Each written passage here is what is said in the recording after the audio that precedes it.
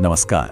आज हम हिंदू पुराणों की एक सबसे ज्यादा विवादास्पद और सच कहें तो गलत समझी गई कहानी की गहराई में उतरने वाले हैं। जी हाँ, हम बात कर रहे हैं ब्रह्मा और सरस्वती के संबंध की।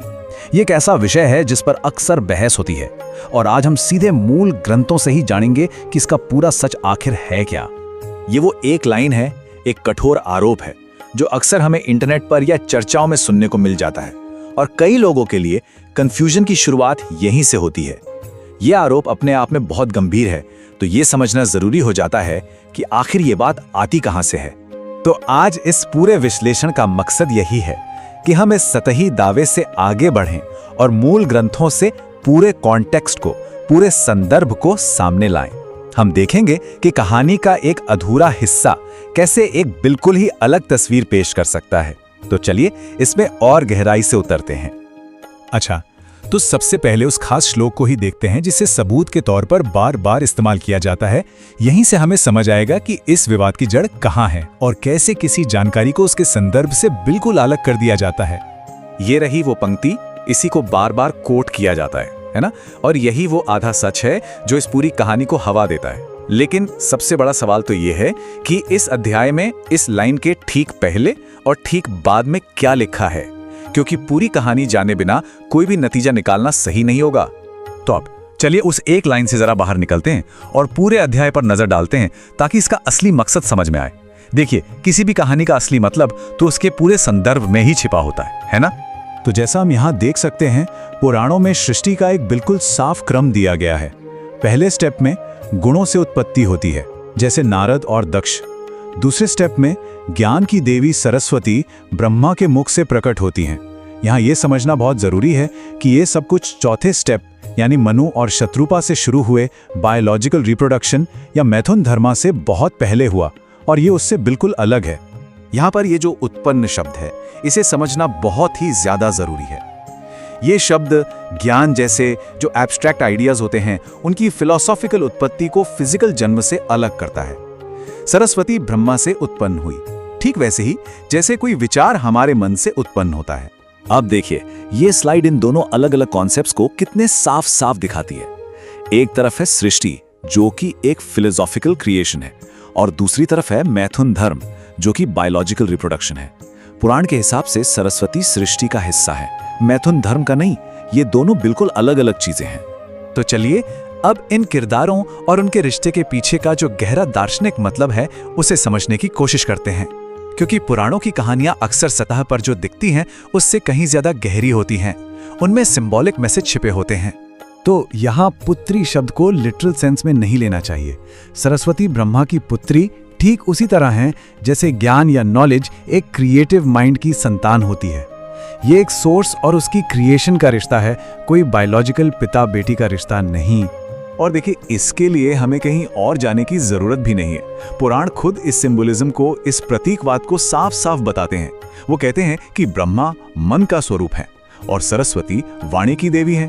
तो ये रिश्ता पिता पुत्री का नहीं, बल्कि मन और उससे पैदा होने वाले विचार या वाणी का है। कितना क्लियर है। और हाँ, ये जो सिंबॉलिक इंटरप्रिटेशन है, ये कोई आज का नया बचाव नहीं है। ये एक बहुत ही प्राचीन व्याख्या है जिसे 7वीं सदी के महान विद्वान कुमारिल भट्ट ने बड़ी ही खूबसूरती से समझाया था। इससे ये पता चलता है कि इन कहानियों को एक रूपक के तौर पर समझने की परंपरा सदियों पुरानी है।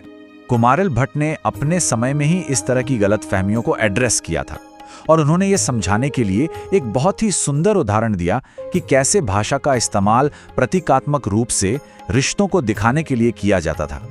ये है कुमारिल भट्ट का मूल तर्क। वो सूर्य और उषा यानी सुबह की पहली किरण का उदाहरण देते हैं। अब चूंकि सुबह की किरण सूरज से ही तो निकलती है, उसे काव्यात्मक भाषा में सूरज की पुत्री कहा जा सकता है। ये एक खूबसूरत फिलोसॉफिकल एनालॉजी है, कोई बायोलॉजिकल फैक्ट नहीं। अगर इस एनालॉजी को और सिंपल तरीके से देखें तो सूर्य सोर्स है और उषा उसकी क्रिएशन है। ठीक इसी तरह ब्रह्मा यानी कि मन वो सोर्स हैं और सरस्वती यानी कि ज्ञान उनकी रचना या पुत्री हैं। ये सोर्स और उसकी उत्पत्ति के रिश्ते को समझने का एक बहुत ही सुंदर तरीका है। कुमारिल भट्ट ने इस तरह की व्याख्या के लिए एक खास शब्द इस्तेमाल किया, उपचार। इसका मतलब होता है एक मेटाफोरिकल या लिटरेरी डिवाइस। ये इस बात को और पक्का करता है कि पिता पुत्री की भाषा एक साहित्यिक और दार्शनिक तरीका है बात कहने का, जिसे शब्दशः नहीं लेना चाहिए। तो सवाल उठता है कि अगर ये एक लिटरल कहानी नहीं है तो फिर इसका असली मकसद क्या है, इसका संदेश क्या है? देखिए, हर पौराणिक कथा का कोई ना कोई नैतिक उद्देश्य होता है, तो चलिए अब उसे समझते हैं। तो सबसे जरूरी बात यह है कि ये कहानी असल में एक चेतावनी है। इसका असली संदेश ये है कि ऐसा विचार सिर्फ करना ही नहीं बल्कि मन में लाना भी कितना बड़ा पाप है। और कहानी में ब्रह्मा को उनके अपने बेटों द्वारा ही टोका जाता है, उनकी निंदा की जाती है, जो समाज के लिए एक बहुत ही शक्तिशाली नैतिक पाठ तय करता है। और एक बात ये भी बहुत दिलचस्प है, पुराणों के मुताबिक ब्रह्मा कोई एक व्यक्ति नहीं है, बल्कि ये एक पदवी है, एक टाइटल है। समय के हर चक्र में यानी हर कल्प में एक नए ब्रह्मा होते हैं। ये कॉन्सेप्ट कहानी को किसी एक अकेली ऐतिहासिक घटना होने से और भी दूर ले जाता है और इसे एक यूनिवर्सल साइक्लिकल फिलॉसफी का हिस्सा बना देता है। तो अगर हम सारी बातों को समेटें तो ये पूरा विवाद एक श्लोक की गलत व्याख्या पर टिका हुआ है। जब हम पूरा संदर्भ देखते हैं, सृष्टि के अलग अलग प्रकार, शब्दों के सिंबॉलिक अर्थ और प्राचीन विद्वानों की व्याख्याओं को भी समझते हैं, तो कहानी का असली नैतिक उद्देश्य बिल्कुल साफ हो जाता है। और आखिर में ये एक सवाल है जो हमें सोचना चाहिए। ये सिर्फ इस कहानी पर ही नहीं बल्कि हर उस जानकारी पर लागू होता है जो हम तक पहुंचती है। अधूरा सच अक्सर पूरे झूठ से कहीं ज्यादा खतरनाक होता है।